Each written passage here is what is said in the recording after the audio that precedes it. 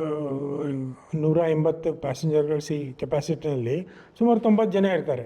It is directly loss making. But ಅದೇ ಒಂದು 5 ton ಕೊತ್ತಂಬರಿ ಸೊಪ್ಪು ಹಾಕ್ಕೊಂಡು ಹೋದರೂ it is profitable. That is the importance of cargo. ಕಾರ್ಗೋದಲ್ಲಿ any day you are making profit.